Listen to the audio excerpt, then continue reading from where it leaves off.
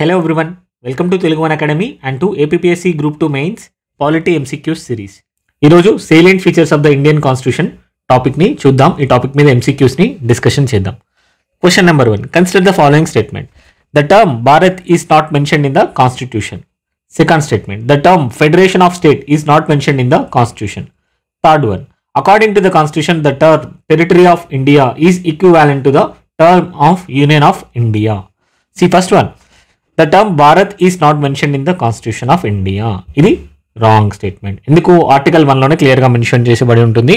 India that is Bharat is A union of states అని mention చేయబడి ఉంటుంది. సో భారత్ అనే టర్మ్ని క్లియర్గా మెన్షన్ చేయబడి చేస్తారు. సో స్టేట్మెంట్ 1 అనేది wrong. Statement 2. The term federation of state is not mentioned in the constitution. ఎక్కడ కూడా మనకి కాన్స్టిట్యూషన్లో ఫెడరేషన్ అనే పదాన్ని వాడరు. ఫెడరేషన్కి బదులుగా యూనియన్ అనే పదాన్ని వాడడం మనం చూస్తూ ఉంటాం. దీనికి జస్టిఫికేషన్ ఏం చెప్పారు బిఆర్ అంబేద్కర్ గారు? జస్టిఫికేషన్ ఏం చెప్పారంటే ఇండియా ఈజ్ ఏ యూనియన్. ఎందుకు అని అంటే ఇది అగ్రిమెంట్ ద్వారా, స్టేట్స్ మధ్యలో అగ్రిమెంట్ ద్వారా ఏర్పాటు చేయబడలేదు. Because union is not destructible కాబట్టి యూనియన్ టర్మ్ని ప్రిఫర్ చేస్తున్నాము, ఫెడరేషన్ అనే టర్మ్ని యూజ్ చేయట్లేదు అని చెప్పారు. రైట్. సో ఫెడరల్ ఫీచర్స్ ఉన్నప్పటికీ ఫెడరేషన్ అనే టర్మ్ని డెలిబరేట్గా అవాయిడ్ చేయడం అనేది జరిగింది. So statement 2 is correct.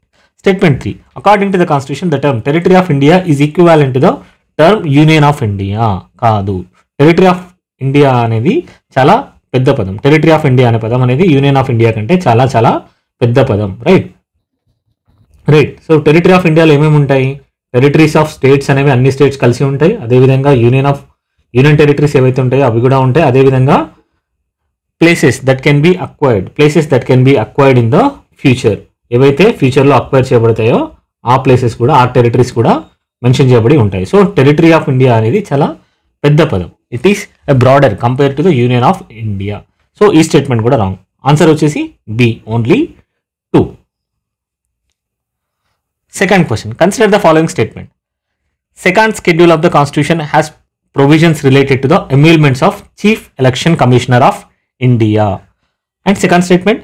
Third schedule of the constitution of India has provisions related to the oath of controller and auditor general of India. Right. Second షెడ్యూల్లో ఏమేమి ఉంటుంది మనకి తెలుసు. 12 షెడ్యూల్స్ అనేవి ఉన్నాయి. సెకండ్ షెడ్యూల్లో ఏముంటాయి?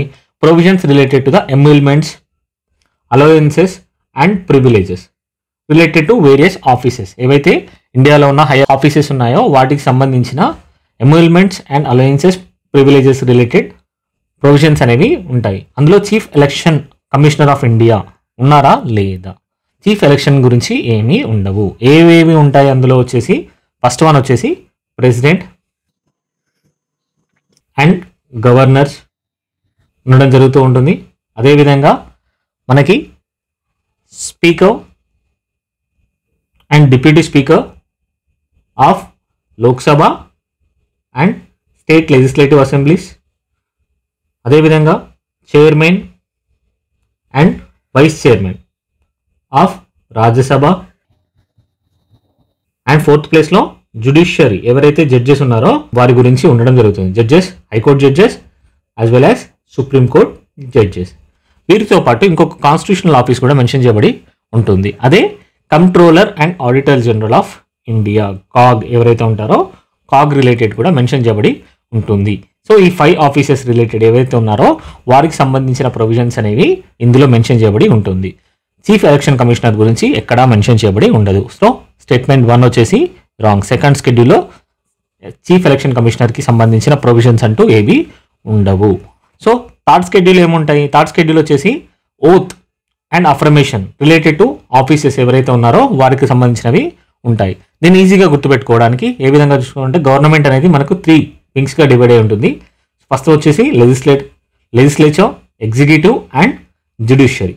రైట్. సో లెజిస్లేచర్లో ఎవరైతే ఉంటారో ఎంపీస్ అండ్ ఎమ్మెల్యేస్ అందరూ ఇందులో ఉండడం జరుగుతూ ఉంటుంది. ఎగ్జిక్యూటివ్స్ వచ్చేసరికి ఎవరెవరు ఉంటారు?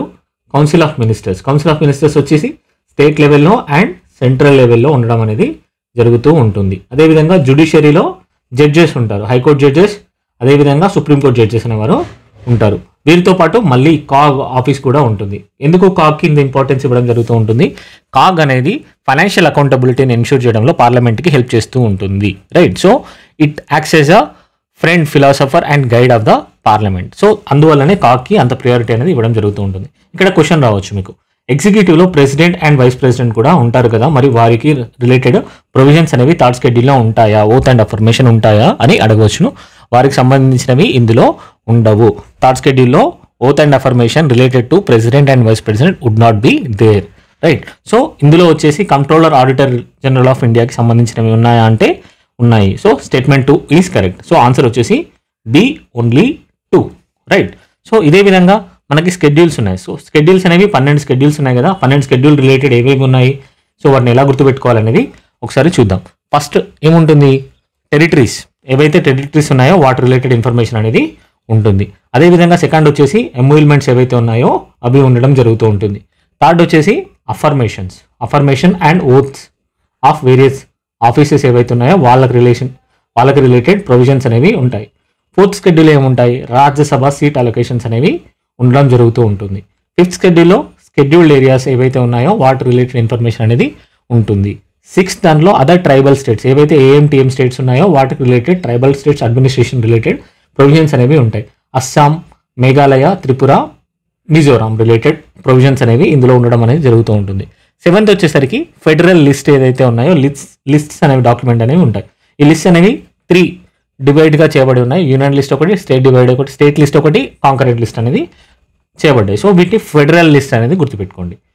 8th వన్ వచ్చేసి అఫీషియల్ లాంగ్వేజెస్ ఆఫ్ ఇండియా ఏవైతే ఉన్నాయో షెడ్యూల్డ్ లాంగ్వేజ్ అని అంటామో వాటి రిలేటెడ్ ఇన్ఫర్మేషన్ అనేది ఉంటుంది. 9th వన్ వచ్చేసి ల్యాండ్ రిఫార్మ్స్ రిలేటెడ్ ఏవైతే యాక్ట్స్ అనేవి తీసుకొచ్చారో కేశవానంద్ భారత్ కేసు ముందు వరకు తీసుకొచ్చిన యాక్ట్స్ ఏవైతే ఉన్నాయో to give effect to the fundamental rights ఏవైతే ఉన్నాయో డిపిఎస్పీస్కి తీసుకురావడానికి ఇంప్లిమెంట్ చేయడానికి ల్యాండ్ రిఫార్మ్స్ ఏవైతే ఇంప్లిమెంట్ చేశారో వాటికి సెక్యూరిటీ ఇమ్యూనిటీ ఇవ్వడం కోసం కొన్ని లాస్ని తీసుకురావడం జరిగింది. ఆ లాస్ని 9th షెడ్యూల్లో ఉంచడం జరిగింది. 9th షెడ్యూల్లో ఉన్న లాస్ అనేవి జ్యుడిషియల్ రివ్యూకు రాదు అని ముందు మెన్షన్ చేయబడి ఉంది. సో అటువంటి లాస్ అనేవి 9th షెడ్యూల్లో ఉండడం అనేది జరిగింది. 10th షెడ్యూల్ మనకు తెలుసు defection related, right. So 11th schedule వచ్చేసి పంచాయత్స్ వస్తుంది ముందు, పంచాయత్ తర్వాత 12th షెడ్యూల్ వచ్చేసి మున్సిపాలిటీస్ అనేది రావడం జరుగుతూ ఉంటుంది. సో దీనికి నిమోనిక్ ఏది పెట్టారు, చాలా మంది ఏం చెప్తారంటే tears of old PM, right. So దీని ద్వారా మనం 12 షెడ్యూల్స్లో ఏమేమి డేటా ఉందని ఈజీగా గుర్తుపెట్టుకోవచ్చు, right. So another question, consider the following important parts of constitution and the subject that they deal with, right. So ఇందులో మనకు పార్ట్స్ ఇవ్వడం జరిగింది. ఏ పార్ట్స్ అనేది ఏ మ్యాటర్తో సబ్జెక్ట్ మ్యాటర్తో డీల్ చేస్తుంది అని అడగడం జరిగింది. పార్ట్ 4 ఫండమెంటల్ రైట్స్ అని ఇచ్చారు, part 5 states, part 11 relations between union and states. So మనకు తెలుసు పార్ట్ 4 దేనికి రిలేటెడ్ ఉంటుంది, పార్ట్ 4 వచ్చేసి డిపిఎస్పీస్ని డీల్ చేస్తూ ఉంటుంది. Directive principle of state policy ఏవైతే ఉన్నాయో అవి డీల్ చేయడం జరుగుతూ ఉంటుంది. ఆర్టికల్ నెంబర్స్ ఎంత 36 to 51. మరి ఫండమెంటల్ రైట్స్ ఏ టాపిక్లో ఉంటుంది, ఏ పార్ట్లో ఉంటుంది, ఫండమెంటల్ రైట్స్ అనేది పార్ట్ 3లో ఉండడం జరుగుతూ ఉంటుంది. ఆర్టికల్ నెంబర్స్ వచ్చేసి 12 to 35, రైట్. సో పార్ట్ 5 వచ్చేసి డిపిఎస్పి, తర్వాత ది యూనియన్ రావడం జరుగుతూ ఉంటుంది. దీనికి రిలేటెడ్ ఆర్టికల్స్ ఏముంటాయి 52 to 151, right. So states topic అనేది యూనియన్ తర్వాత రావడం జరుగుతూ ఉంటుంది. ఇది దీనికి రిలేటెడ్ ఎంత పార్ట్ వచ్చేసి పార్ట్ 6, ఆర్టికల్ నెంబర్స్ వచ్చేసి 152 to 237, రైట్. స్టేట్ 11 పార్ట్ 11లో ఏవైతే ఉన్నాయో పార్ట్ 11లో relationship between the union and states అనేది కరెక్ట్గా మ్యాచ్ ఇవ్వడం జరిగింది. ఇవి 2 రాంగ్ ఇవ్వడం జరిగింది, రైట్. సో ఈ ఆర్టికల్ నెంబర్స్ ఎంత, ఈ ఆర్టికల్ నెంబర్స్ వచ్చేసి 245 నుంచి 263 వరకు ఉండడం జరుగుతూ ఉంటుంది, రైట్. సో ఓన్లీ ఒక పార్ట్ 3 మాత్రమే కరెక్ట్గా మ్యాచ్ చేయడం అనేది ఇవ్వడం జరిగింది. స్టేట్మెంట్ 3 ఒకటే కరెక్ట్గా మ్యాచ్ ఇవ్వడం జరిగింది. ఆన్సర్ వచ్చేసి option B only 3, right. So which of the following in the constitution reveals the secular character of the Indian state. Indian state యొక్క సెక్యులర్ క్యారెక్టర్ అనేది ఎప్పుడు ఏ పార్ట్స్ అనేవి రివీల్ చేస్తాయని అడగడం జరుగుతుంది. ఫస్ట్ వచ్చేసి స్టేట్మెంట్ 1 వచ్చేసి ప్రియాంబుల్, స్టేట్మెంట్ 2 వచ్చేసి directive principle of the state policy, statement 3 వచ్చేసి fundamental rights. So preamble related secular character అనేది ఉంటుందా, సెక్యులర్ క్యారెక్టర్ రిలేటెడ్ ప్రొవిజన్స్ అనేవి ప్రియాంబుల్లో ఉన్నాయా? Yes it contains. స్టేట్మెంట్లోనే క్లియర్గా ఉంటుంది, ఇండియన్ యొక్క స్టేట్ యొక్క నేచర్లోనే క్లియర్గా మెన్షన్ చేయడం అనేది జరుగుతుంది. స్టేట్ యొక్క నేచర్ని సెక్యులర్ అని మెన్షన్ చేయడం జరుగుతూ ఉంటుంది. దీన్ని ఎన్నవ కాన్స్టిట్యూషన్ అమెండ్మెంట్ ద్వారా యాడ్ చేయడం జరిగింది, 42nd కాన్స్టిట్యూషనల్ అమెండ్మెంట్ ద్వారా దీన్ని యాడ్ చేయడం అనేది జరిగింది. ఒరిజినల్గా ప్రియాంబుల్ తీసుకొచ్చిన దాంట్లో సెక్యులర్ అన్న టర్మ్ అనేది లేదు. Though it is there in the inherent provisions అన్నిట్లో ఉంది, కానీ ఎక్స్ప్లిసిట్గా సెక్యులర్ అనే పదం అనేది లేదు. దీన్ని 42nd కాన్స్టిట్యూషనల్ అమెండ్మెంట్ ద్వారా యాడ్ చేయడం అనేది జరిగింది. అదేవిధంగా లిబర్టీ ఉంటుంది, to secure it citizens Liberty అని ఉంటుంది. లిబర్టీ వచ్చేసి ఏమేమి ఆస్పెక్ట్స్లో తీసుకొస్తారు? Liberty of faith, belief, faith and worship. Right. So BMW గుర్తుపెట్టుకోండి, ఇది ఈజీగా గుర్తుంటుంది. బిలీఫ్, ఫెయిత్ అండ్ వర్షిప్, ఈ ఆస్పెక్ట్స్ ద్వారా వాళ్ళు ఈ సెక్యులర్ ఆస్పెక్ట్ని ప్రియాంబుల్లో కూడా మెన్షన్ చేయడం అనేది జరిగింది. Directive principles of the state పాలసీలో ఉంటుంది. ఏదైతే ఆర్టికల్ నెంబర్ 44 ఉందో, it discusses about uniform civil code. Uniform civil code దేనికోసం? సెక్యులర్ గవర్నెన్స్ అనేది పర్సనల్ లాస్లోకి ఇన్కార్పొరేట్ చేయడం కోసం యూనిఫామ్ సివిల్ కోడ్ని తీసుకురావాలి అని ప్రిస్క్రైబ్ చేయడం అనేది జరిగింది. రైట్. సో పర్సనల్ లాస్ ఏవైతే ఉన్నాయో, ఇన్హెరిటెన్స్ని, మ్యారేజ్ని, డైవర్స్ని ఏవైతే అడ్మినిస్టర్ చేస్తాయో, ఈ పర్సనల్ లాస్లోకి సెక్యులర్ గవర్నెన్స్ని తీసుకురావాలి. సో సెక్యులర్ గవర్నెన్స్ అంటే ఇక్కడ ఏంటి? రిలీజియన్ బేస్ మీద కాకుండా అందరికీ యూనిఫామ్గా ఒకే మోడల్ సివిల్ కోడ్ని అప్లై చేయాలి అని 44 అనేది ప్రిస్క్రైబ్ చేస్తూ ఉంటుంది. సో DPSPలో కూడా ఇది మెన్షన్ చేయబడి ఉంటుంది. Fundamental rights. సో ఫండమెంటల్ రైట్స్లో కూడా క్లియర్గా సెక్యులర్ క్యారెక్టర్ అనేది రివీల్ అవుతూ ఉంటుంది, స్టార్టింగ్ ఫ్రమ్ ఆర్టికల్ 14, 15, 16, అదేవిధంగా 25 అండ్ 26. రైట్. సో ఆర్టికల్ 14 ఏం చెప్తుంది? Equality before law and equal protection of laws for all individuals. ఈ ఆల్లోనే ఎటువంటి డిస్క్రిమినేషన్ అనేది రిలీజియన్ బేస్ మీద ఉండకూడదు అనేది ఈక్వాలిటీ బిఫోర్ లా అనేది చెప్తూ ఉంటుంది. సో ఎక్స్ప్లిసిట్గా వచ్చేసి మళ్ళీ అబ్సెన్స్ ఆఫ్ డిస్క్రిమినేషన్ ఏదైతే డిస్క్రిమినేషన్ ఏదైతే ప్రొహిబిట్ చేస్తుందో క్లియర్గా ఆర్టికల్ 15 అనేది చేయడం జరుగుతుంది. Article 15 prohibits discrimination based on the grounds of religion, race, caste, gender, sex, even gender, sex both are same, place of birth. Right. So వీటన్నింటి మీద రిలీజియన్ అనేది టాప్లో ఉంటుంది. రిలీజియన్ బేస్ మీద ఎవరిని డిస్క్రిమినేట్ చేయకూడదు అని ఆర్టికల్ 15 చెప్తూ ఉంటుంది. ఆర్టికల్ 16 వచ్చేసరికి పబ్లిక్ ఎంప్లాయ్మెంట్ వచ్చేసరికి ఈక్వాలిటీ ఆఫ్ ఆపర్చునిటీస్ గురించి డిస్కస్ చేస్తూ ఉంటుంది. So it prescribes for equality of opportunity for all individuals, in fact all citizens irrespective of their religion. Right. So అదేవిధంగా ఆర్టికల్ 25 ఏం చెప్తూ ఉంటుంది? ఆర్టికల్ 25 వచ్చేసి ఫ్రీడమ్ ఆఫ్ కాన్షియన్స్ని ప్రిస్క్రైబ్ చేస్తూ ఉంటుంది. Article 25 provides the freedom of conscience and the right to profess and practice,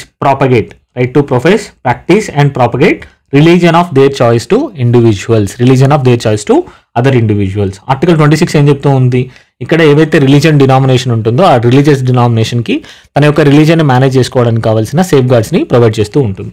article 25 వచ్చేసి individual లెవెల్లో, ఇది ఇండివిజువల్ పర్సనల్ లెవెల్లో, ఇది వచ్చేసి రిలీజియన్ డినామినేషన్ లెవెల్లో. ఒక రిలీజియన్ ఎంటైర్ రిలీజియన్ అనేది ఒక పర్సన్గా చూసినప్పుడు ఆ పర్సన్ తనకి కావాల్సిన రిలీజియన్ని, తన యొక్క రిలీజియన్ని మేనేజ్ చేసుకోవచ్చు. సో ఎంటైర్ రిలీజియన్ డినామినేషన్ గురించి 26 మాట్లాడుతూ ఉంటుంది. 25 వచ్చేసి ఇండివిజువల్ పర్సన్ గురించి మాట్లాడడం జరుగుతూ ఉంటుంది. అదేవిధంగా రిమైనింగ్ ఆర్టికల్స్ ఏవైతే ఉన్నాయో 27, 28, 29 అండ్ 30 ఇవి కూడా సెక్యులర్ క్యారెక్టర్ని రివీల్ చేయడం అనేది జరుగుతుంది. 27 ఏం చెప్తారు? absence of imposition of taxes, prohibition of imposition of taxes for promotion and maintenance of particular religion. A religion అన్నా మీరు ఫాలో అయినప్పుడు, దాన్ని ప్రమోట్ చేసినప్పుడు ఎటువంటి ట్యాక్స్ అనేది ఇంపోజ్ చేయబడదు. అది 27. ఇది కూడా సెక్యులర్ క్యారెక్టర్ని రివీల్ చేయడం జరుగుతూ ఉంటుంది. 28లో వచ్చేసరికి ఏం జరుగుతుంది? It prohibits the religious instructions in the educational institution wholly funded by the state. ఏదైతే స్టేట్ నుండి ఫుల్గా ఫండింగ్ తీసుకొని రన్ చేయబడుతున్న స్కూల్స్ ఉన్నాయో వాటిలో రిలీజియస్ ఇన్స్ట్రక్షన్ని బ్యాన్ చేయడం అనేది జరిగింది, ప్రొహిబిట్ చేయడం అనేది జరిగింది. ఇది కూడా సెక్యులర్ క్యారెక్టర్ని రివీల్ చేయడం జరుగుతుంది. 29 వచ్చేసరికి ఏం చెప్తూ ఉంటుంది? Cultural educational rights of minorities. Minorities అంటే ఇక్కడ 2 types ఆఫ్ మైనారిటీస్ని ప్రిస్క్రైబ్ చేయడం జరిగింది. లింగ్విస్టిక్ మైనారిటీస్, అదేవిధంగా రిలీజియస్ మైనారిటీస్ని. సో రిలీజియస్ మైనారిటీస్ అన్నింటికి కల్చరల్ అండ్ ఎడ్యుకేషనల్ రైట్స్ని ప్రమోట్ చేయడం ద్వారా సెక్యులర్ క్యారెక్టర్ని మళ్ళీ ఒకసారి రివీల్ చేయడం అనేది జరుగుతూ ఉంటుంది. అదేవిధంగా ఆర్టికల్ 40కి వచ్చినప్పుడు ఏం జరుగుతూ ఉంటుంది? It grants the minorities the right to establish and administer their own educational institutions. వారికి సంబంధించిన ఎడ్యుకేషనల్ ఇన్స్టిట్యూషన్స్ని ఎస్టాబ్లిష్ చేసుకొని అడ్మినిస్టర్ చేసుకోవడానికి కావాల్సిన రైట్స్ని ఆర్టికల్ 30 అనేది ఇవ్వడం జరుగుతూ ఉంటుంది. సో ఓవరాల్గా ఫండమెంటల్ రైట్స్ కూడా ఈ సెక్యులర్ క్యారెక్టర్ని రివీల్ చేస్తూ ఉంది ఇన్ డెప్త్గా. సో ఆన్సర్ వచ్చేసి option D, all of the above. Right. So next question. Consider the following statement regarding the interpretation of secularism in Indian కాంటెక్స్ట్లో సెక్యులరిజం యొక్క ఇంటర్ప్రిటేషన్ గురించి అడుగుతున్నారు. The state treats all religions equally. Second statement, the state does not participate in any religious matter whatsoever. Statement 3, all educational institutions without any exceptions are free to impart religious instruction. Statement 4, the state makes no discrimination on the basis of religions in the matters of employment. See, first statement వచ్చేసి the state treats all religions equally. అన్ని religions ని equal గా respect ఇస్తుంది, అదేవిధంగా equal గా protect చేయడం అనేది జరుగుతూ ఉంటుంది. సెక్యులర్ కాన్సెప్ట్ అనేది బేసికలీ ఏంటి, మన ఇండియన్ స్టేట్ గవర్నమెంట్కి ఇండియన్ స్టేట్కి ఏదైతే ఉందో ఏ అఫీషియల్ రిలీజన్ అనేది లేదు. అగేన్స్ట్ థియాలజికల్ స్టేట్స్ ఉన్నాయి కొన్ని, పాకిస్తాన్, ఇరాన్ ఇలాంటి స్టేట్స్కి వారికి అఫీషియల్ రిలీజన్ అనేది ఉంటుంది, వాటికన్ సిటీ ఇట్లాంటి వాటికి, రైట్. కానీ ఇక్కడ వచ్చేసి ఇండియన్ స్టేట్ ఏదైతే ఉందో ఇండియన్ స్టేట్కి ఎటువంటి అఫీషియల్ రిలీజన్ అంటూ ఏదీ లేదు. It equally respects all religions and equally protects the all religions. So it treats all religions equally. Statement 1 is correct. Statement 2 వచ్చేసి the state does not participate in any religious matters whatsoever అంటున్నారు. So ఏదేమైనప్పటికీ ఇక్కడ religious మ్యాటర్లో participate చేయదు అని అంటున్నారు. It is wrong. State takes participation in the religious activities so long as it is managing the affairs ఏవైతే ఉన్నాయో, like కొన్ని టెంపుల్స్ ఉంటాయి, కానీ టెంపుల్స్ని మేనేజ్ చేయడం అనేది జరుగుతుంది. వక్ఫ్ ల్యాండ్స్ ఉంటాయి, ఆ ల్యాండ్స్ని మేనేజ్ చేయడం అనేది జరుగుతూ ఉంటుంది. సో అన్ని రిలీజియన్స్ని ఈక్వల్గా ట్రీట్ చేయడం అనేది జరుగుతూ ఉంటుంది. పాజిటివ్ కాన్సెప్ట్ని ఎంబ్రేస్ చేయడం అనేది జరుగుతుంది. నెగిటివ్ కాన్సెప్ట్ ఏంటి, కంప్లీట్ ఐసోలేషన్ అనేది ఉంటుంది, సిలోస్ లాగా ఉంటుంది. State is separate and religion is separate అనేది complete negative concept of secularism which is adopted in the European and western countries. కానీ ఇండియాలో అలా కాదు. మనకున్న సిచ్యువేషన్స్ ప్రకారం రిలీజియస్ యాక్టివిటీస్ని మేనేజ్ చేయాల్సిన అవసరం అనేది ఉంటుంది. సో అందువల్లనే ఖచ్చితంగా స్టేట్ అనేది వాటి యాక్టివిటీస్లో పార్టిసిపేట్ చేస్తూ ఉంటుంది. కానీ స్టేట్కి అఫీషియల్ రిలీజన్ అంటూ ఏదీ లేదు, అన్ని రిలీజన్స్ని ఈక్వల్గా ట్రీట్ చేయడం అనేది జరుగుతుంది. So statement 2 is wrong. Statement 3 వచ్చేసి all educational institutions without any exception are free to impart religious instructions. Previous క్వశ్చన్లో చూసాము, అక్కడ ఏంటి అని అంటే ఏవైతే స్టేట్మెంట్ ఉందో ఆర్టికల్ చెప్పాం కదా, ఆర్టికల్ 28 వచ్చేసి 28లో క్లియర్గా మెన్షన్ చేయబడి ఉంటుంది. రిలీజియస్ ఇన్స్ట్రక్షన్ అనేది మనకు స్టేట్ నుంచి వెళ్ళి హోల్లీ ఫండెడ్ ఏవైతే ఉన్నాయో ఆ స్కూల్స్లలో ఆ ఇన్స్టిట్యూషన్స్లో చెప్పకూడదు అని ఉంటుంది. అంటే గవర్నమెంట్ నుండి ఫుల్లీ ఫండెడ్గా అవుతున్న స్కూళ్ళల్లో రిలీజియస్ ఇన్స్ట్రక్షన్ అనేది ఉండకూడదు అని చెప్తూ ఉంది. కానీ ఇక్కడ మాత్రం ఆల్ ఎడ్యుకేషనల్ ఇన్స్టిట్యూట్స్ అని చెప్పడం జరిగింది. So it is wrong. The state makes no discrimination on the basis of religious in the matters of employment. It is related to article 16. Yes, state does not make any discrimination on the basis of religion when it is recruiting for public employment. Right? So statement 4 అనేది correct. Answer వచ్చేసి option A 1 and 4. Option A 1 and 4. Right? Another question. As per the Constitution of India, the Union Executive consists of Union Executive లో ఎవరెవరు ఉంటారు Constitution of India ప్రకారం అని అడుగుతున్నారు. Statement 1 President of India. Statement 2 Governors.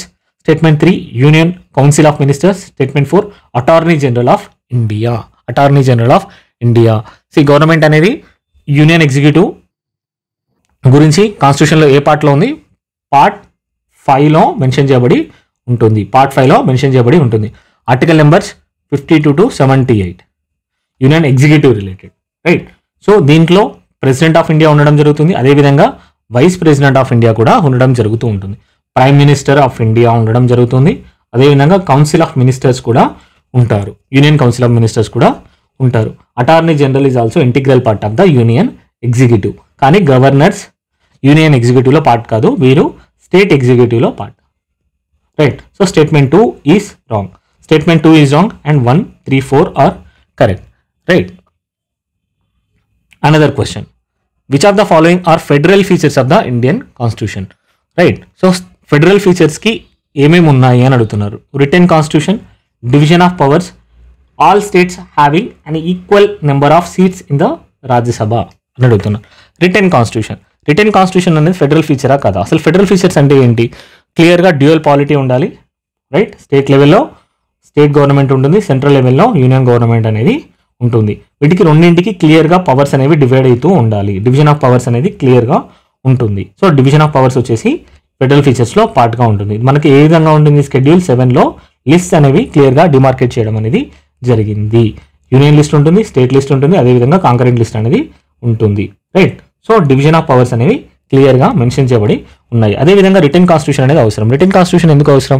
Powers ఏవైతే divide చేయబడి ఉన్నాయో అవి క్లియర్గా రిటర్న్ కాన్స్టిట్యూషన్లో ఎటువంటి ఏమంటాము క్లారిటీ లేకపోకుండా ఉండడం ఇంపార్టెంట్, రైట్. సో అంబిగ్యూటీ అనేది ఎక్కడ ఉండకుండా ఉండడానికి రిటర్న్ కాన్స్టిట్యూషన్ అనేది అవసరం. రిటర్న్ కాన్స్టిట్యూషన్ ఉన్నప్పుడు అమెండబిలిటీ అనేది క్వశ్చనబిలిటీ వస్తుంది.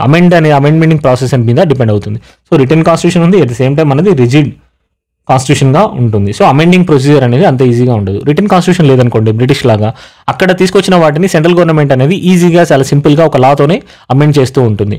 సో ఎటువంటి ప్రొసీజర్స్ని ఫాలో అవ్వాల్సిన అవసరం అనేది ఉండదు. సో ఒక మెకానిజం అనేది ఎస్టాబ్లిష్ అవ్వాలి, అమెండ్మెంట్కి ప్రత్యేకమైన ప్రొసీజర్ అవ్వాలంటే కాన్స్టిట్యూషన్ అనేది ఖచ్చితంగా రిటర్న్ ఫామ్లో ఉండడం అనేది అవసరం. దీన్నే మనం ఏమంటాం, కోడిఫికేషన్ అంటాం.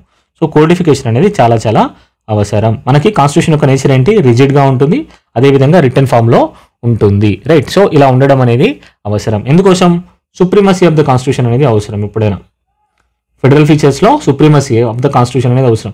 పార్లమెంటరీ సుప్రీమసీ అనేది ఉండదు. పార్లమెంట్ అనేది అల్టిమేట్ సుప్రీంగా ఉండదు, కాన్స్టిట్యూషన్ అనేది సుప్రీంగా ఉంటుంది. So return constitution is must. Division of powers is also must, right.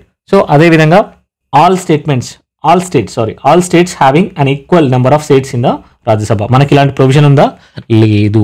ఎక్కడ ఉంది, యూఎస్లో ఇలాంటిది ఉంటుంది. ప్రతి స్టేట్కి 2 సీట్స్ ఉంటాయి రాజ్యసభలో, వాళ్ళకున్న సెనేట్లో 2 సీట్స్ అనేవి ఉండడం జరుగుతుంది. మనకి ఏదైతే పాపులేషన్ ఉందో ఆ పాపులేషన్కి ప్రపోర్షనేట్గా సీట్స్ అనేవి అలొకేట్ చేయడం అనేది జరిగింది. సో ఆన్సర్ వచ్చేసి B, only 1 and 2, right. Only B 1 and 2 is the answer. So next question, which of the following factors limit the sovereignty of the Indian parliament యొక్క సావర్నిటీని ఏ ఫ్యాక్టర్స్ అనేవి లిమిట్ చేస్తాయని అడుగుతున్నారు. Again, written nature of the constitution, federal system of the government, system of judicial review, fundamental rights, fifth one fundamental duties. First one, return nature of the constitution. మనం ఇందాకే చూసాము, constitution అనేది మన ఇండియాలో supreme. So మనము parliamentary supremacy కంటే constitutional సుప్రీమసీని follow అవుతాం. ఏదైనా పార్లమెంట్ ఎటువంటి యాక్ట్స్ని తీసుకొచ్చినా, ఒక లాస్ని తీసుకొచ్చినా, అవి అప్పటి వరకు ఉన్న కాన్స్టిట్యూషన్లో ఉన్న ప్రొవిజన్స్కి ఇన్కన్ఫర్మ్ అనేది ఉండాలి. సో కన్ఫర్మిటీ అనేది అవసరం.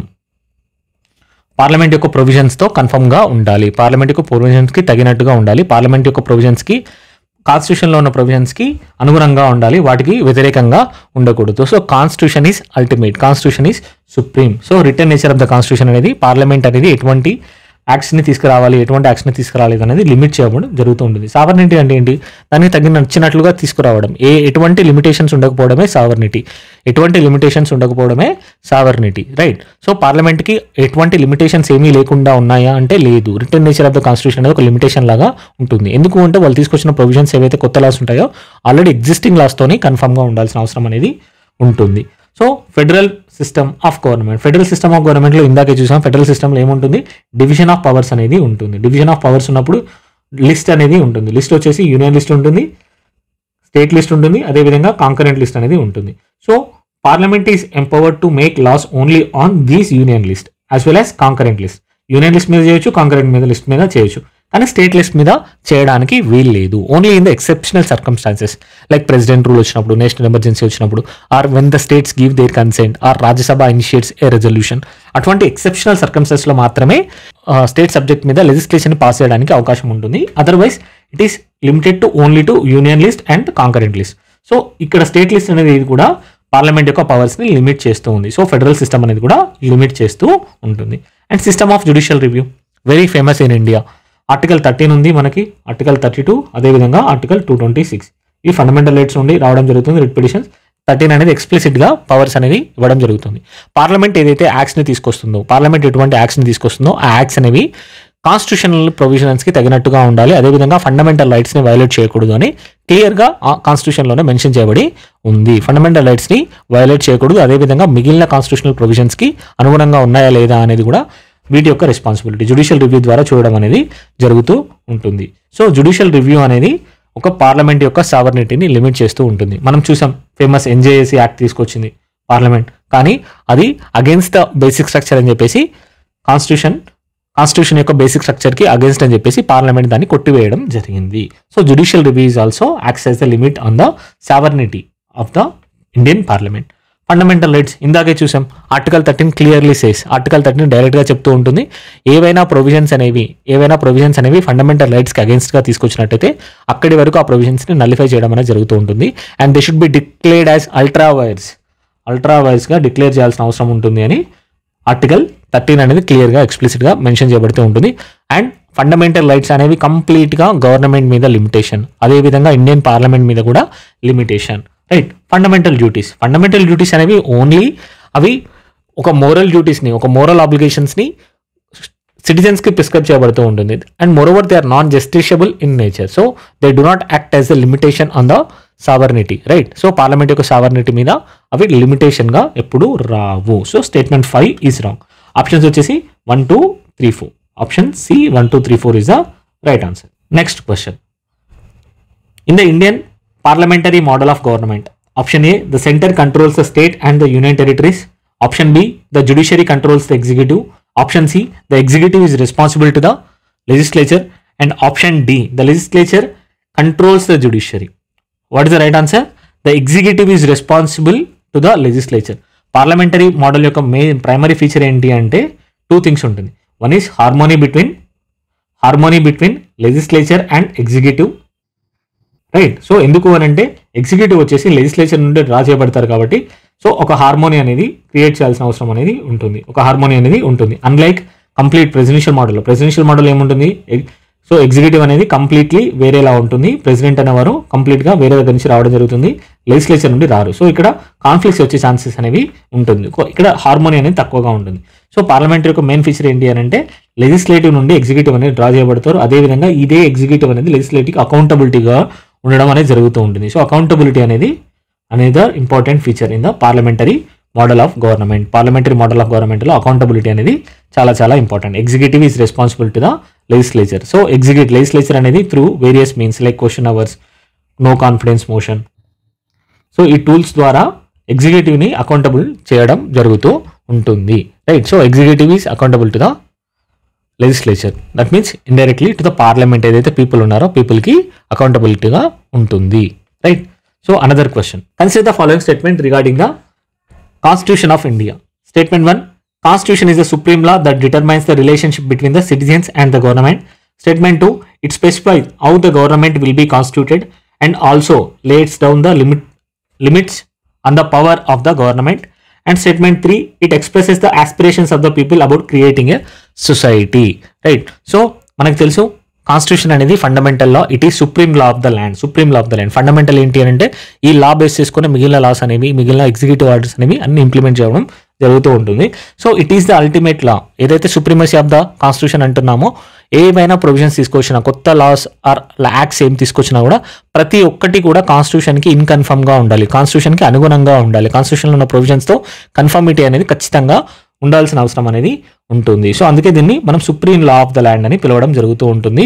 అదేవిధంగా it determines the relationship between the citizens and the government, right. So first thing వచ్చేసి ఫండమెంటల్ రైట్స్ ఏవైతే ఉన్నాయో ఫండమెంటల్ రైట్స్ని వైలేట్ చేయకూడదు అని మనం క్లియర్గా ప్రిస్క్రైబ్ చేయబడడం జరుగుతుంది. సో గవర్నమెంట్ అనేది పీపుల్కి వచ్చేసరికి ఏమేమి లిమిటేషన్స్ ఇచ్చేసింది, పీపుల్కి ఏమేమి రైట్స్ ఇచ్చింది, సో ఏవేవి లిమిటేషన్స్ అనే గవర్నమెంట్ మీద ఉన్నాయని ఫండమెంటల్ రైట్స్ అనేది క్లియర్గా మెన్షన్ చేయడం అనేది జరుగుతూ ఉంటుంది. అదేవిధంగా డిపిఎస్పీస్ కూడా ఉంటాయి. సో పీపుల్స్కి ఏమేమి ఇవ్వాల్సిన అవసరం ఉంది, సో ఫ్యూచర్ ఆస్పిరేషన్స్లో ఏమేమి ఇవ్వాలి అనేది కూడా డిపిఎస్పీలో మెన్షన్ చేయబడింది.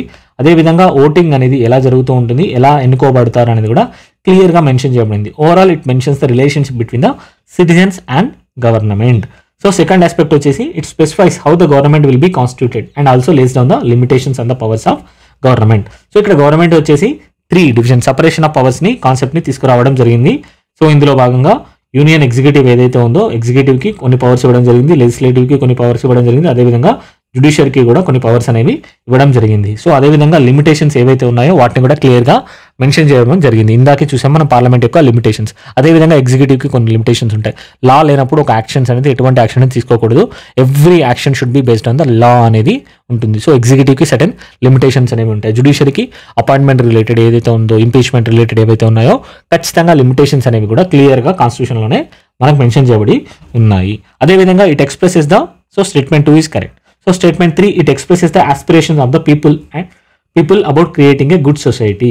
సో ఒక మంచి సొసైటీని క్రియేట్ చేయడానికి పీపుల్కి ఉన్న ఆస్పిరేషన్స్ని ఎక్స్ప్రెస్ చేయడం అనేది జరుగుతుంది. ఇది డిపిఎస్పీలో మెన్షన్ చేయబడుతూ ఉంటుంది. డిపిఎస్పీలో ఏదైతే వెల్ఫేర్ స్టేట్ కాన్సెప్ట్ ఉంటుందో ఆ కాన్సెప్ట్ని ఇందులో మనకి క్లియర్గా మెన్షన్ చేయడం అనేది జరుగుతూ ఉంటుంది. So constitution include all these aspects. Answer వచ్చేసి option D, all of the above. Question number 11. The sovereignty of India means No external power can dictate to the government of India. Statement 2. Citizens cannot be discriminated against on any grounds. Statement number 3. There is a freedom of speech and expression for Indian citizens. See, sovereignty. Sovereignty అంటే ఇందాకే చూసాము. There is no limitation on particular authority. ఏదైతే ఎంటిటీకి sovereignty ఉంటుందని మనం మాట్లాడుతున్నామో అలా అన్నప్పుడు దాని మీద ఎటువంటి రిస్ట్రిక్షన్స్ ఉండకూడదు, ఎటువంటి లిమిటేషన్స్ అంటూ ఉండకూడదు. Right. Sovereignty of India. India అంటే ఇక్కడ ఇండియన్ స్టేట్ కంప్లీట్గా మాట్లాడుతున్నాం. సో ఇండియన్ గవర్నమెంట్ మీద ఎటువంటి ఆబ్లిగేషన్స్ అనేవి ఎక్స్టర్నల్ నుంచి వెళ్ళి ఎవ్వరు కూడా డిక్టేట్ చేయలేరు. Only will of the people. ఏదైతే మన పీపుల్ విల్ ఉందో, పీపుల్ విల్ అనేది దాన్ని కంట్రోల్ చేయడం అనేది జరుగుతుంది తప్ప ఎటువంటి ఎక్స్టర్నల్గా డిక్టేషన్ అనేది ఎవరు కూడా మనల్ని డిక్టేట్ చేయలేరు, ఎవరు కూడా మన ఒపీనియన్ని ఇన్ఫ్లుయెన్స్ చేయలేరు. So no external power can dictate the terms to the government of India. So statement number 1 is true.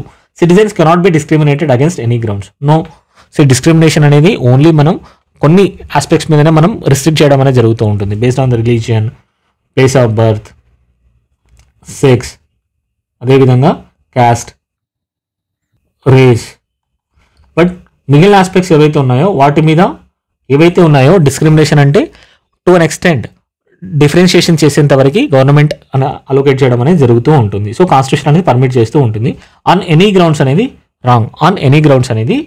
Wrong. ఇక్కడ రీజియన్ మీద చేయకూడదని ఉంటుంది. Right. Article 15లో.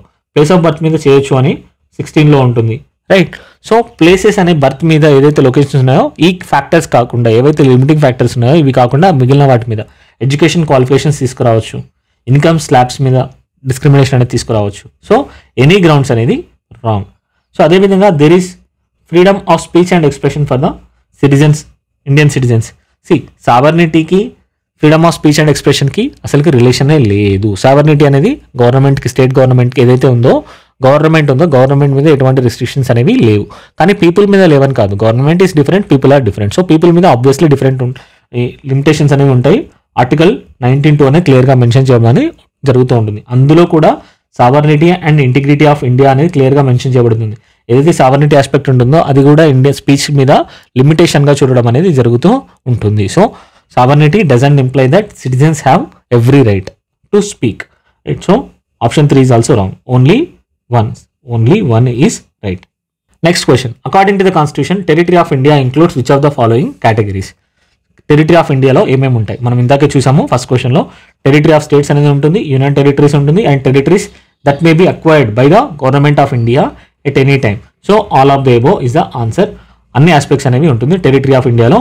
It is bigger than union of India. Right. So article 1 of the constitution says that India, that is Bharat, shall be union of states. This declaration signifies, statement number 1, that Union of India has resulted out of an agreement between the states. Second statement, the component units states have no right to secede from the union. Right. So first thing వచ్చేసి union of India అనేది mention చేయడం అనేది జరిగింది. Union of స్టేట్స్గా, ఇండియాని union of స్టేట్స్గా declare చేయడం అనేది జరిగింది. So అది అగ్రిమెంట్ ద్వారా అయింది అని స్టేట్మెంట్ 1లో అడగడం జరుగుతుంది.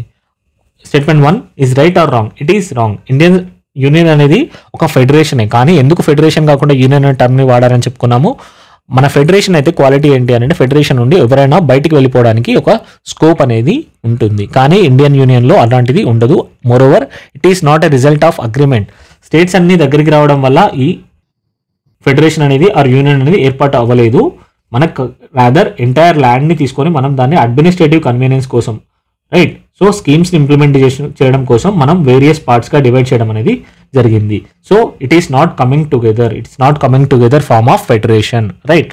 సో ఇటువంటి ఫెడరేషన్ అనేది కాదు. ఇండియాలో మనం ఏంటంటే అడ్మినిస్ట్రేటివ్ కన్వీనియన్స్ కోసం మాత్రమే వాటిని ఎంటైర్ ఇండియా ల్యాండ్ని మనం వేరియస్ స్టేట్స్గా డివైడ్ చేయడం అనేది జరిగింది. సో స్టేట్మెంట్ 1 అనేది రాంగ్. స్టేట్మెంట్ 2 వచ్చేసి the component units have no right to secede from the union. Yes. So వెళ్ళడం, సెకీడ్ అంటే బయటికి వెళ్ళిపోవడం, తమకు నచ్చట్లేదు అని అంటే అగ్రిమెంట్లో బయటికి వెళ్ళిపోవడం. సో ఫెడరేషన్లో యూజువల్లీ ఏదైతే ఫెడరేషన్ క్లాసిక్ ఫెడరేషన్స్ ఉంటాయో ఫస్ట్లో అమెరికాలో అటువంటిది ఉండేది. అమెరికా కూడా అటు దాన్ని తీసేసింది.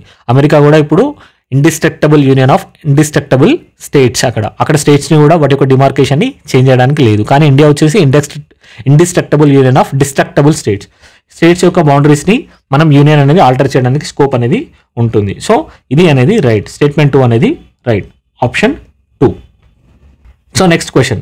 Consider the following statements regarding the Constitution of India. It is a set of written rules that are placed by all people living, that are accepted by together in a country. It specifies how the government will be constituted and the distribution of decision making power therein. It expresses the aspirations of the people about creating a good society. Right, statement 1 అనేది correct. Return rules అనేవి ఉంటాయి, accepted by all people. ఎందుకు అంటే we the people of India అనేది and give to our self అనేది ప్రియాంబుల్లో క్లియర్గా ఉంటుంది. దాని యొక్క సోర్స్ ఆఫ్ అథారిటీ వచ్చేసి పీపుల్గానే మెన్షన్ చేయడం అనేది జరిగింది. ప్రియాంబుల్లోనే క్లియర్గా మెన్షన్ చేయడం అనేది ఉంటుంది. అదేవిధంగా it is accepted by many dignitaries that are present. ఎవరైతే కాన్స్టిట్యూంట్ అసెంబ్లీలో ఉన్నారో they are from various sections and society. So అందరూ యాక్సెప్ట్ చేయడం జరుగుతుంది, తద్వారా అందరూ పీపుల్ యాక్సెప్ట్ చేశారు అని చెప్పడం జరుగుతూ ఉంటుంది. అదేవిధంగా పవర్ డిస్ట్రిబ్యూషన్ అనేది క్లియర్గా మెన్షన్ చేయబడింది. షెడ్యూల్ 7లో ఏదైతే ఉందో వేరియస్ ప్రొవిజన్స్ పార్ట్స్లో కూడా ఎగ్జిక్యూటివ్ యూనియన్ స్టేట్స్కి క్లియర్గా డిమార్కేట్ చేయడం అనేది జరుగుతూ ఉంటుంది. It expresses the will of the people. డిపిఎస్పీస్లో క్లియర్గా మెన్షన్ చేయడం అనేది జరుగుతూ ఉంటుంది. ఆన్సర్ వచ్చేసి all of the above. Which of the following from the constitution of India are especially relevant to the social justice and empowerment. Social justice and ఎంపవర్మెంట్కి related terms ఏవి అని అడగడం జరుగుతూ ఉంటుంది. సోషల్ జస్టిస్ రిలేటెడ్ దేని గురించి మాట్లాడుతుంది? సో మనకి ప్రియాంబుల్ ఉంది. Preamble first schedule, third schedule, fundamental rights and DPSPs గురించి ఇవ్వడం జరిగింది. సో 5 స్టేట్మెంట్స్ ఇవ్వడం జరిగింది. ప్రియాంబుల్లో క్లియర్గా మెన్షన్ చేయడం అనేది జరుగుతూ ఉంటుంది జస్టిస్ గురించి. So preamble to secure justice, social, economic and political. Right. So 3 forms of జస్టిస్ని ఎన్షూర్ చేయాలని ప్రియాంబుల్లో క్లియర్గా మెన్షన్ చేయడం అనేది జరిగింది. సో ఫస్ట్ షెడ్యూల్లో ఏముంటుంది? India union and its territories గురించి డిస్కస్ చేయడం అనేది జరుగుతూ ఉంటుంది. థర్డ్ షెడ్యూల్లో ఇందాక చూసాం ఓత్ అండ్ అఫర్మేషన్స్ గురించి మెన్షన్ చేయడం అనేది జరుగుతూ ఉంటుంది. So these are not related to the justice aspect. Right. So justice and empowerment ఆస్పెక్ట్స్కి ఇవి రిలేటెడ్ కాదు. So statement 2 and statement 3 are wrong. Fundamental రైట్స్లో క్లియర్గా మెన్షన్ చేయబడి ఉంటుంది. ఆర్టికల్ 23 అండ్ ఆర్టికల్ 24 అనేవి జస్టిస్ టాపిక్స్ గురించి మాట్లాడడం అనేది జరుగుతూ ఉంటుంది. 23 వచ్చేసి కంప్లీట్గా చైల్డ్ లేబర్ ఏదైతే ఉందో, రాదర్ ఫోర్స్ లేబర్ ఏదైతే ఉందో దాన్ని బ్యాన్ చేయడం అనేది జరుగుతూ ఉంటుంది. సో 24 వచ్చేసి చైల్డ్ లేబర్ గురించి డిస్కస్ చేయడం అనేది జరుగుతూ ఉంటుంది. చైల్డ్ లేబర్ గురించి బ్యాన్ చేయడం అనేది జరుగుతూ ఉంటుంది. సో కంప్లీట్గా ఈ ఫండమెంటల్ రైట్స్లో కూడా మెన్షన్ చేయడం అనేది ఉంది. ఫోర్స్డ్ లేబర్ గురించి ఉంటుంది, అదేవిధంగా ట్రాఫికింగ్ గురించి కూడా ఉంటుంది. సో 24లో వచ్చేసి ఎంప్లాయ్మెంట్ని ఏదైతే చైల్డ్ లేబర్ ఎంప్లాయ్మెంట్ ఉందో దాన్ని ప్రొహిబిట్ చేయడం అనేది జరుగుతూ ఉంటుంది.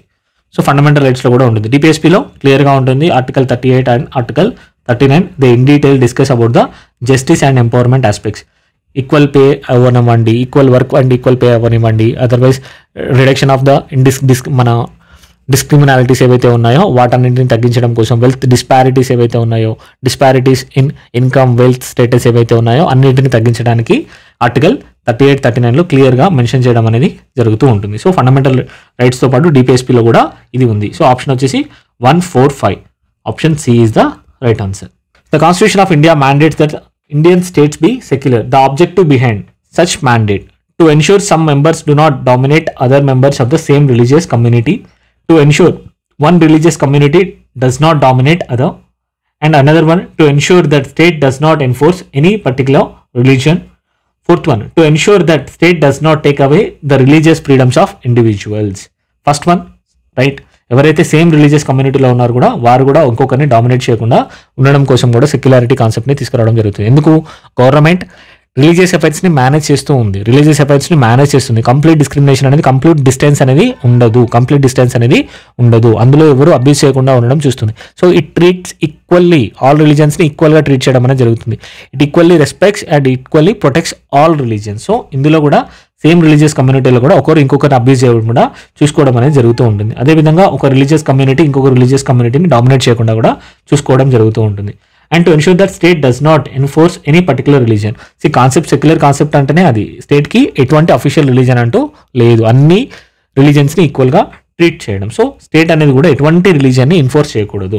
అదేవిధంగా to ensure that state does not take away any religious freedom of individuals దగ్గర ఉన్న రిలీజియస్ ఫ్రీడమ్ ఏదైతే ఉందో ఆర్టికల్ 25, 26 తర్వాత ఉన్న మైనారిటీ రైట్స్ ఏవైతే ఉన్నాయో వాటన్నింటినీ తీసేయకుండా ఉండడం కూడా కాన్స్టిట్యూషన్లో క్లియర్గా మెన్షన్ చేయబడి ఉంటుంది. So that comes under the concept of secularism. Even 4th option is correct. So answer is all of the above. 17th question, which of the following statements are correct about the constitution of India? Constitution of India రిలేటెడ్కి ఏవేవి statements అనేవి correct అని అడగడం జరుగుతూ ఉంది. Right. So the powers of municipalities are given in part 9A of the Constitution. Emergency provisions are given in the part 18 of the Constitution. Provisions related to the amendment of the Constitution are given in the part 20 of the Constitution. ఇది 2024 CSC ప్రిలిమ్స్లో రావడం జరిగింది, UPSC ప్రిలిమ్స్లో question రావడం అనేది జరిగింది. Parts ఏవైతే important parts ఉన్నాయో చాలా important, అవి కూడా పార్ట్స్ అనేవి చాలా ఇంపార్టెంట్, రైట్. సో పార్ట్ 9Aలో మున్సిపాలిటీస్ రిలేటెడ్ ఉంటుంది, రైట్. మున్సిపాలిటీ రిలేటెడ్ అనేది పార్ట్ 9Aలో ఉంటుంది. ఆర్టికల్ నెంబర్స్ వచ్చేసి article 243P2 243ZG, right. So emergency provisions అనేవి ఆర్టికల్ 18లో ఉండడం అనేది జరుగుతూ ఉంటుంది. సో పార్ట్ 18లో ఉండడం అనేది జరుగుతుంది. What are the articles related to that? 352 to 360, right. So statement number 3, provisions related to the amendment of the constitution are given in the part 20 of the constitution. Part 20లో number ఎంత? Exact number వచ్చేసి article 368, article 368, right. So ఇవి important parts, చాలా crucial, గుర్తుపెట్టుకోండి. ఇదే విధంగా elections related కూడా important. Election related ఎంత? పార్ట్ 15, ఆర్టికల్ నెంబర్స్ వచ్చేసి 324 to 329, to be precise 329A వరకు ఎక్కువగా ఇంపార్టెంట్. అదేవిధంగా పార్ట్ 12 కూడా ఇంపార్టెంట్. పార్ట్ 12 కూడా ఇంపార్టెంట్. పార్ట్ 12 దేని గురించి డిస్కస్ చేస్తుంది? ఫైనాన్స్ రిలేటెడ్ మ్యాటర్స్ని, ఫైనాన్స్, ప్రాపర్టీ, కాంట్రాక్ట్స్, వీటి గురించి డిస్కస్ చేయడం అనేది జరుగుతూ ఉంటుంది. ఆర్టికల్ 264 to 300A వరకు ఈ పార్ట్ 12లో మెన్షన్ చేయడం అనేది ఉంటుంది. ఇవి ఇంపార్టెంట్. ఇది 9Aలో మున్సిపాలిటీస్ ఉంది. 9Bలో ఏముంటుంది?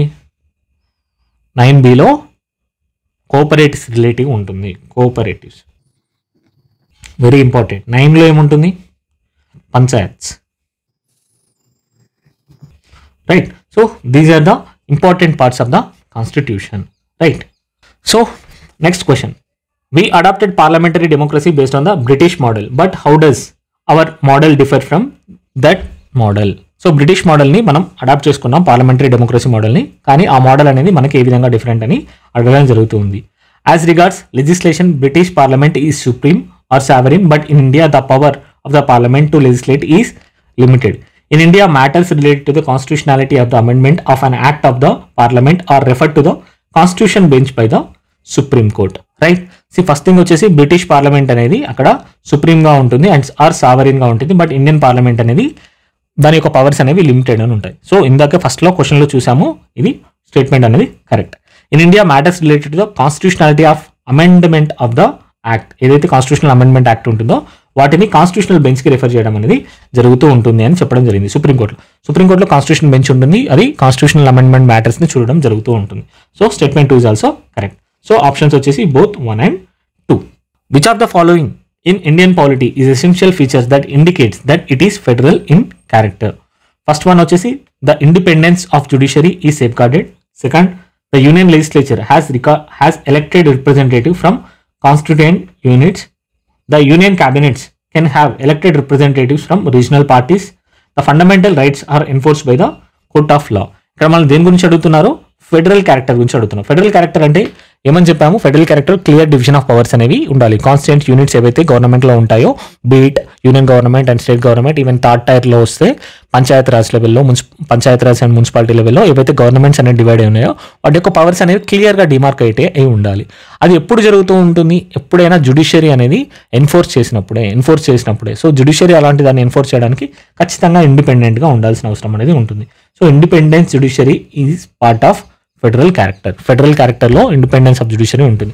ఎందుకు? రిటర్న్ కాన్స్టిట్యూషన్ అనేది ఉంటుంది. సో కాన్స్టిట్యూషన్ని ఇంప్లిమెంట్ చేయాలన్నా, కాన్స్టిట్యూషన్ని ఇంటర్ప్రిట్ చేయాలన్నా జ్యుడిషియరీకి ఇండిపెండెన్స్ అనేది అవసరం, రైట్. సో ఎప్పుడైతే ఇండిపెండెన్స్ ఉంటుందో అప్పుడే ఫెడరల్ క్యారెక్టర్ అనేది క్లియర్గా సేఫ్ గార్డ్ చేయబడుతూ ఉంటుంది.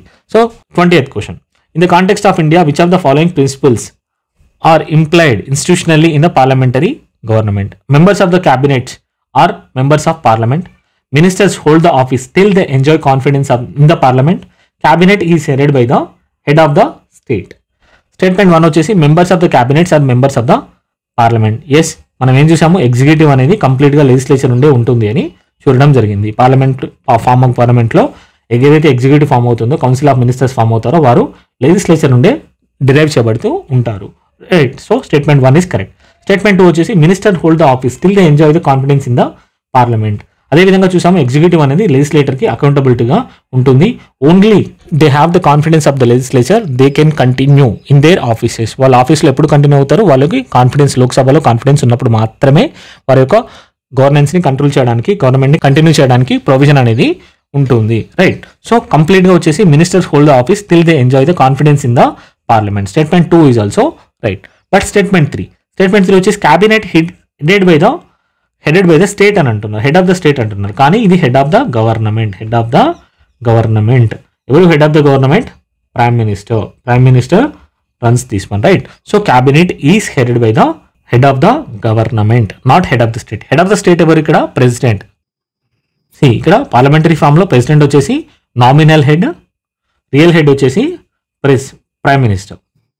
డిఫాక్టో అండ్ డిజూరే ఫార్మ్స్ ఏవైతే ఉంటాయో ఇక్కడ మనకు అప్లికబుల్గా ఉంటాయి. ప్రెసిడెంట్ వచ్చేసి నామినల్ హెడ్ ఉంటారు, రియల్ హెడ్ వచ్చేసి ప్రైమ్ మినిస్టర్ ఉండడం జరుగుతుంది. So statement 1, 2 are right. So option A is right. Thank you. Please join our Telegram group, that is Tone Academy, and please subscribe to our YouTube channel as well. ఏమైనా queries ఉంటే కింద comment బాక్స్లో mention చేయండి, will address them. Thank you so much.